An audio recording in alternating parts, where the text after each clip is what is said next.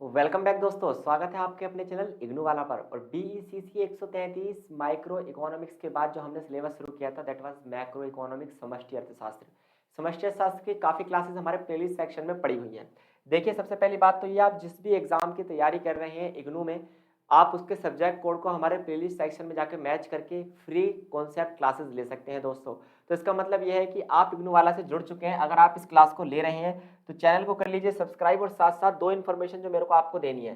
सबसे पहली बात तो ये जो क्लास है आपकी, ये किसकी है? बीईसीसी 133 की। और इसका नाम क्या है? बुक का प्रिंसिपल्स ऑफ माइक्रो इकोनॉमिक्स, है ना। प्रिंसिपल्स ऑफ माइक्रो इकोनॉमिक्स इसका नाम नहीं है, प्रिंसिपल्स ऑफ मैक्रो इकोनॉमिक्स। क्या है दोस्तों? मैक्रो, है ना। समष्टि अर्थशास्त्र के सिद्धांत इस बुक का नाम है।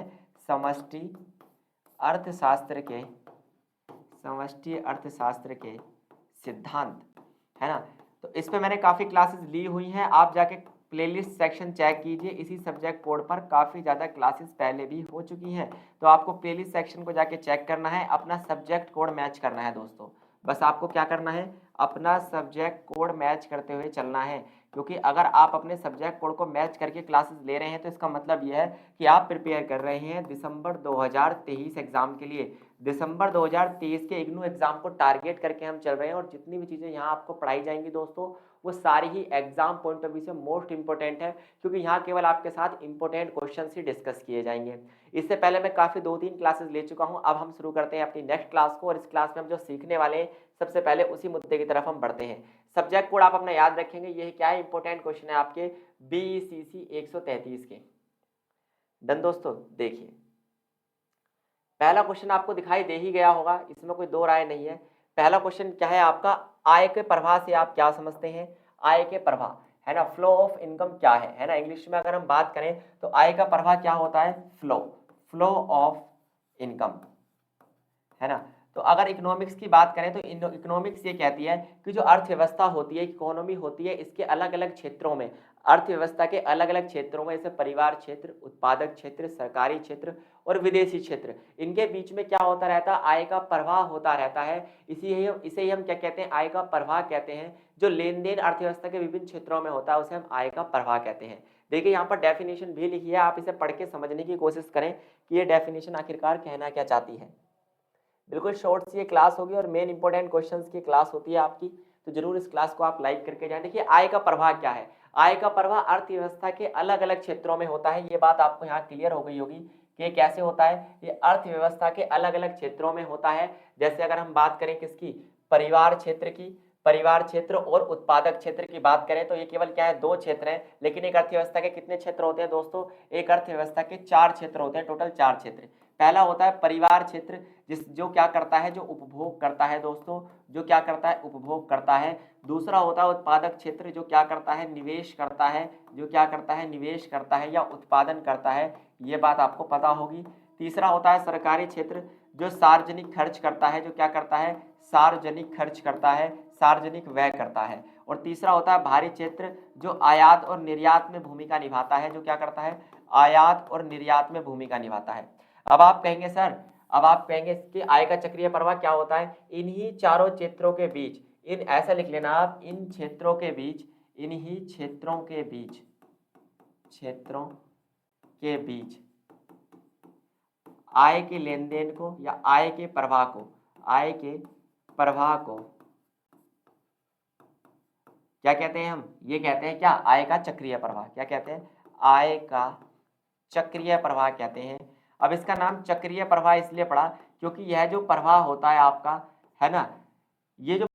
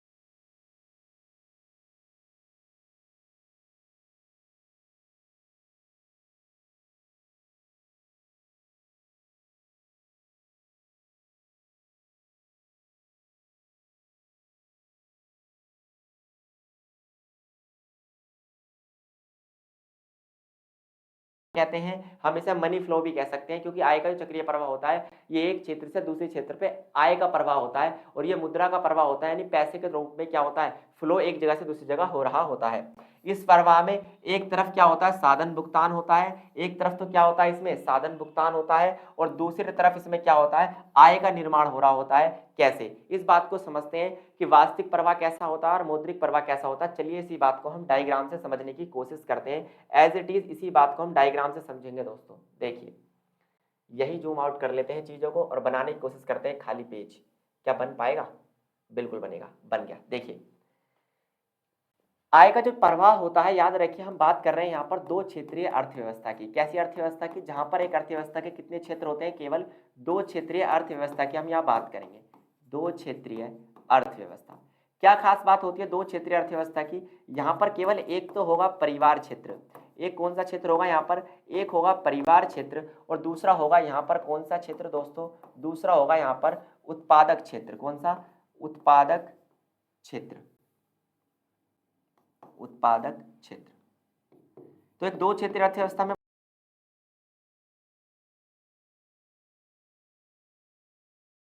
उत्पादन के कारकों का, यानी उत्पादन के जो कारक होते हैं उनका स्वामी कौन है? आपका परिवार क्षेत्र। और उत्पादक क्षेत्र को क्या माना जाता है? उत्पादक क्षेत्र को माना जाता है उपभोक्ता।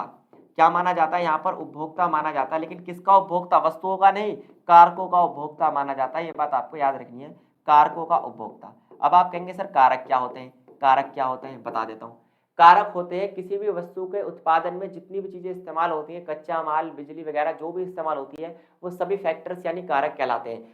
जो अगर हम इकोनॉमिक्स की बात कर रहे हैं तो इकोनॉमिक्स से मुख्य कारक कितने प्रकार के होते हैं? मुख्य कारक होते हैं यहाँ पर चार, है ना, जिन्हें हम साधन भी कहते हैं। उत्पादन के साधन भी आप इन्हें कह सकते हैं, या उत्पादन के कारक भी आप इन्हें कह सकते हैं। ये कौन कौन से होते हैं? ये होते हैं आपके भूमि, है ना, श्रम, पूंजी और उद्यमशीलता। ये आप माइक्रो इकोनॉमिक्स में पढ़ के ही आए थे, मैंने पढ़ाए थे कि उत्पादन के कितने कारक होते हैं? चार कारक होते हैं, भूमि, श्रम, पूंजी और उद्यमशीलता। अब अगर ये उत्पादन के चार कारक हैं तो इनके मालिक कौन होते हैं? इनका मालिक होता है आपका परिवार क्षेत्र, और इनके जो उपभोक्ता होते हैं वो होते हैं उत्पादक क्षेत्र। अब हम बात करते हैं वास्तविक प्रवाह की सबसे पहले, कि वास्तविक प्रवाह कैसे होता है, कैसे होता है हमारा वास्तविक प्रवाह। इस डायग्राम को अब आपको बनाना है, यही पेपर में आप बना के आएंगे जब आपसे मुद्रा के प्रवाह के दो प्रकार पूछे जाएंगे। देखिए कैसे होता है वास्तविक प्रवाह। भाई एक तरफ तो होता है हमारा परिवार क्षेत्र, ये होता है परिवार क्षेत्र, इसे डाल लेंगे आप बॉक्स के अंदर, इसे क्या करेंगे आप बॉक्स के अंदर डाल लेंगे। दूसरी तरफ आप लिखेंगे ये होता है आपका उत्पादक क्षेत्र। क्या होता है ये होता है आपका उत्पादक क्षेत्र, इसे भी बॉक्स में डाल लेंगे। अब जो परिवार क्षेत्र है उत्पादक क्षेत्रों को कुछ देता है और उत्पादक क्षेत्र परिवार क्षेत्रों को कुछ देता है। क्या? परिवार क्षेत्र उत्पादक क्षेत्रों को देता है कारक, कौन कौन से? ये देगा इसे भूमि, श्रम, पूंजी या उद्यम। ये तो देगा परिवार क्षेत्र किसको? उत्पादक क्षेत्र को। और उत्पादक क्षेत्र परिवार क्षेत्र को क्या देगा? वस्तु और सेवाएं, है ना। अब आप एक बात देख पा रहे होंगे, इस पूरे ही चक्रीय प्रवाह में सब चीजें दिखाई देती हैं, भूमि, श्रम, पूंजी भी दिखती है और वस्तु और सेवाएं भी आती जाती दिखाई देती हैं हमें। इसलिए इस प्रवाह को हम क्या कहते हैं दोस्तों? इस प्रवाह को कहते हैं हम क्या? वास्तविक प्रवाह। अब अगर बात करें मौद्रिक प्रवाह की या मुद्रा वाले प्रवाह की, मौद्रिक प्रवाह, तो ये कैसा होता है अब इसे जान लेते हैं। क्या होता है हमारा मौद्रिक प्रवाह? मौद्रिक प्रवाह में आपको क्या याद रखना, देखो मौद्रिक प्रवाह में भी एक तरफ क्या होगा? परिवार क्षेत्र, परिवार क्षेत्र, और दूसरी तरफ क्या होगा आपका? उत्पादक क्षेत्र, परिवार क्षेत्र और उत्पादक क्षेत्र। देखो एक तरफ आपने क्या कहा सर? एक तरफ होगा परिवार क्षेत्र, एक तरफ होगा उत्पादक क्षेत्र। क्योंकि ये चक्रीय प्रवाह है तो ये इसको कुछ देगा और ये इसको कुछ देगा, जब भी तो प्रवाह कंप्लीट होगा, जब भी तो साइक्लिक फॉर्म इसकी कंप्लीट होगी। अब इसने इसको क्या दिया देखो इस बार, पिछली बार परिवार क्षेत्र ने उत्पादक क्षेत्रों को दिया था भूमि, श्रम, पूंजी और उद्यमशीलता, तो इसलिए उत्पादक क्षेत्र अब क्या करेगा? इनका साधन भुगतान करेगा, साधन भुगतान, है ना, साधन भुगतान करेगा। क्या करेगा दोस्तों? साधन भुगतान करेगा। समझ में आया? और परिवार क्षेत्र को क्या मिला था? वस्तुएं और सेवाएं मिली थी, याद होगा आपको। इसलिए अब इन वस्तु और सेवाओं पर परिवार क्षेत्र इन्हें क्या देगा? उपभोग व्यय। क्या करेगा इनके ऊपर? उपभोग व्यय। तो ये इसे साधन भुगतान देगा। इसी साधन भुगतान को आम भाषा में कारक आय कहते हैं। क्योंकि परिवार क्षेत्र ने उत्पादक क्षेत्र को कारक दिए थे, उन पर जो इन्हें इनकम मिलेगी वो कारक आय होती है। जैसे भूमि दी थी तो भूमि का किराया मिलेगा परिवार क्षेत्र को, श्रम पर क्या मिलेगी, मजदूरी मिलेगी, पूंजी पर ब्याज मिलेगा और उद्यमशीलता पर आपकी आय होगी। ये सारी ही कारक आय होती है जो परिवार क्षेत्र को मिलेगी, और उसने वस्तु और सेवाओं का उपभोग किया था परिवार क्षेत्र ने, तो उसको क्या करेगा, उसका उपभोग वह करेगा। चलिए इसका आप ले लेंगे स्क्रीनशॉट, उसके बाद हम आगे बढ़ते हैं और चीजों को समझते हैं।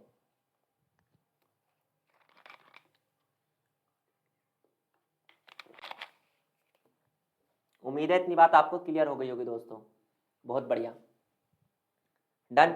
तो दो क्षेत्रीय अर्थव्यवस्था में आपको आय का चक्रीय प्रवाह समझ में आ गया होगा। अब हम बढ़ जाते हैं आगे, देखते हैं आगे चीजों को समझने की कोशिश करते हैं। अब देखिए दो क्षेत्रीय अर्थव्यवस्था में आय का चक्रीय प्रवाह कैसा होता है, इसको जानने की हम कोशिश करेंगे। एक दो क्षेत्रीय अर्थव्यवस्था की यहाँ पर बात होगी। देखिए साफ साफ आपको दिखाई दे ही रहा होगा, इसमें कोई दो राय नहीं है, दिख रहा है नहीं, थोड़ा सा अनजूम इसको कर लेते हैं ताकि आपके साथ थोड़ा सा और चीजें कटे ना। डन, बहुत बढ़िया। देखिए जो आय का चक्रीय प्रवाह आपका होता है, ये सबसे पहले आता है दो क्षेत्रीय अर्थव्यवस्था। मैंने बताया था ना, अब दो क्षेत्रीय जो अर्थव्यवस्था होती है उसमें क्या क्या होते हैं, बस उसमें परिवार क्षेत्र होगा और उसमें उत्पादक क्षेत्र होगा।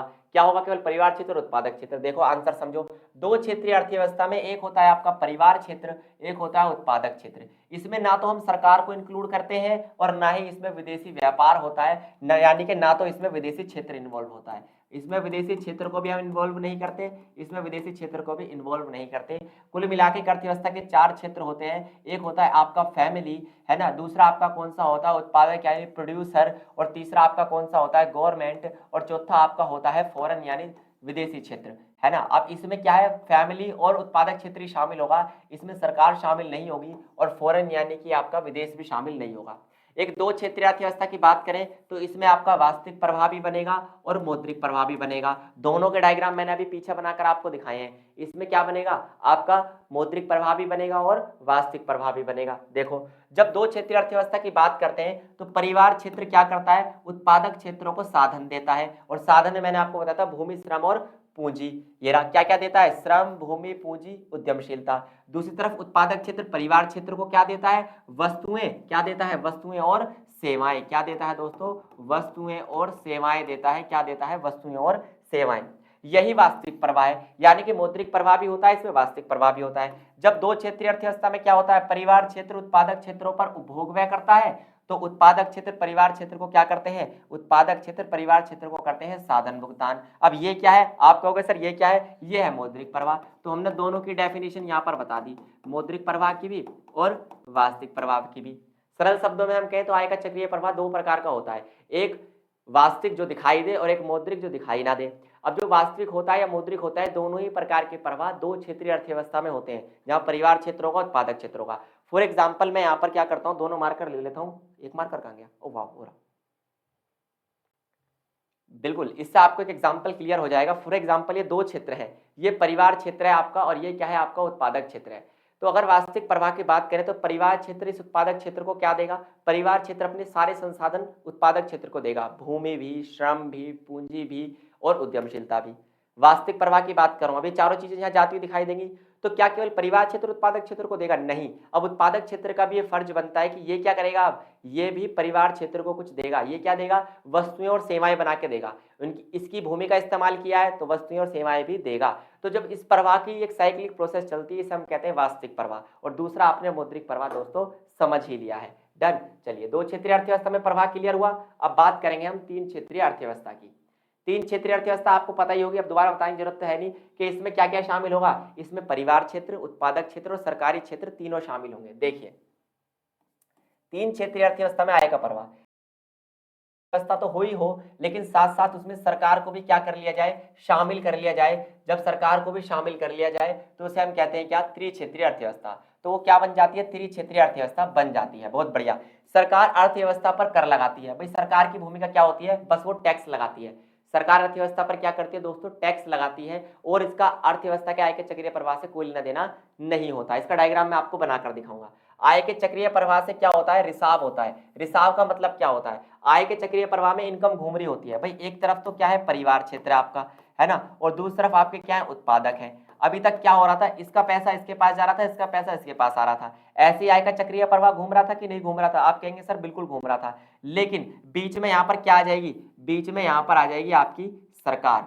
बीच में क्या आ जाएगी, यहाँ पर इस प्रभाव को तोड़ते हुए बीच में यहाँ पर काम करने लगेगी सरकार। और ये सरकार क्या करेगी, ये सरकार इन दोनों पर टैक्स लगाएगी और यहाँ सर क्या होगा, ये इनकम यहाँ से बाहर जानी शुरू हो जाएगी। और जब आय के चक्रीय प्रवाह से इनकम बाहर जाती है तो ऐसी स्थिति को रिसाव कहते हैं। तो यहाँ पर क्या होगा, रिसाव होगा, जिससे आय के चक्रीय प्रवाह से रिसाव होना शुरू हो जाता है। और इसी कारण क्या होता है दोस्तों, उपभोग और बचत भी कम हो जाती है। भाई सीधी सी बात है, अगर लोगों की इनकम कम हो जाएगी, सरकार टैक्स ले लेती है, सरकार उपभोक्ताओं से भी टैक्स लेती है इनकम टैक्स के रूप में, और वो क्या करती है, उत्पादकों से भी जीएसटी के रूप में टैक्स लेती है। तो दोनों से टैक्स अगर लेगी तो दोनों की इनकम कम हो जाएगी और जिसके कारण बचत भी कम हो जाएगी। और इस स्थिति में यदि सरकार शिक्षा और स्वास्थ्य पर खर्च करेगी तो इस कंडीशन को भराव कहेंगे। इस कंडीशन को क्या भराव, अभी उसने टैक्स के रूप में यहाँ से पैसा निकाला, लेकिन अगर सरकार यहाँ पर खर्च करने लग जाए, सरकार पैसा भी खर्च करने लग जाए, तो किस पर खर्च करती है वो, या तो परिवार क्षेत्र पर करती है या फिर उत्पादक क्षेत्र पर। तो ऐसी कंडीशन को हम क्या कहते हैं दोस्तों, भराव कहते हैं। अभी